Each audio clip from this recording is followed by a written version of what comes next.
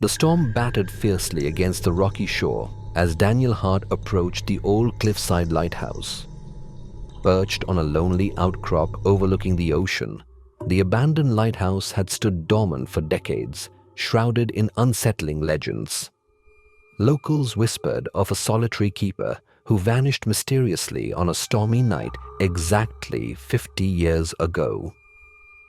Daniel, a history professor drawn to unsolved mysteries, had driven through winding coastal roads to spend the weekend documenting the forgotten landmark. Parking his car, he stepped out, rain pelting relentlessly against his coat. A sharp gust slammed the rusty gate shut behind him, almost as a warning. Inside, the lighthouse was a damp labyrinth of spiral staircases and shadow-filled rooms. Armed with only his flashlight and notebook, Daniel began exploring. Dust-covered furniture hinted at the life once lived there. A half-written journal, a pair of cracked spectacles, an old pocket watch stopped at precisely 11:34. Suddenly, Daniel noticed something peculiar. A faded photograph tucked behind an old cabinet. Pulling it free, he saw the smiling face of a young woman, her expression gentle yet profoundly sad.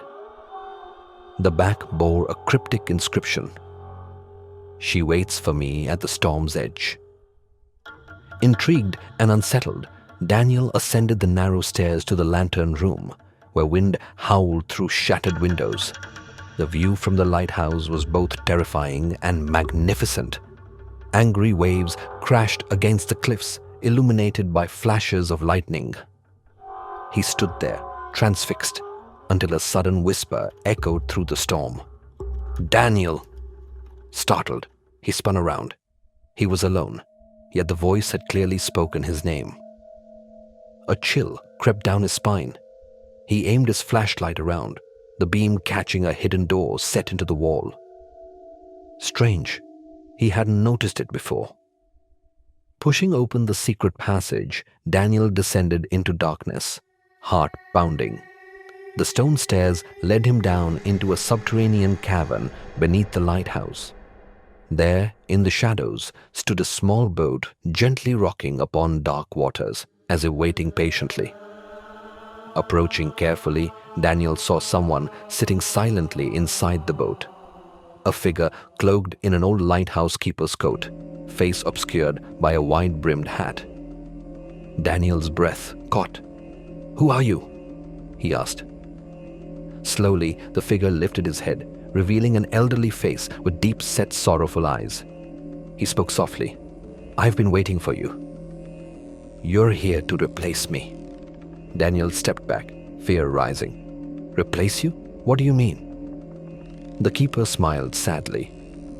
50 years ago, I found this very boat and the keeper before me. Every storm demands a keeper. It's a duty bound to the lighthouse, to keep the sea from claiming more souls. Tonight, Daniel, you've come to relieve me." Panicking, Daniel turned and bolted back up the stairs.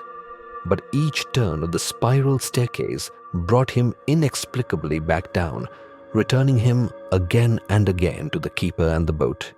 Exhausted, he fell to his knees. "You cannot escape," whispered the keeper. "It is your destiny, as it was mine." Suddenly, Daniel remembered the photograph. Pulling it from his pocket, he showed it to the old man.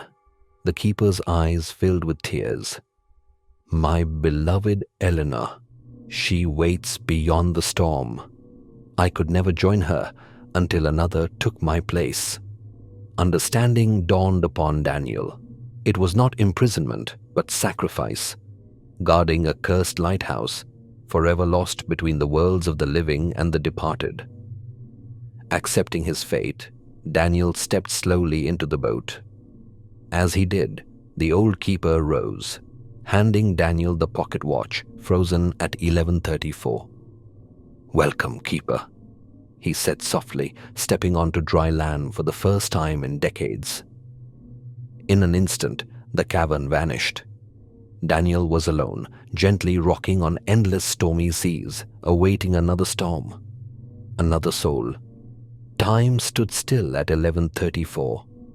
In the lighthouse above, the old keeper stepped out into the rain, smiling as he faded into the storm, finally free to reunite with Eleanor, unite with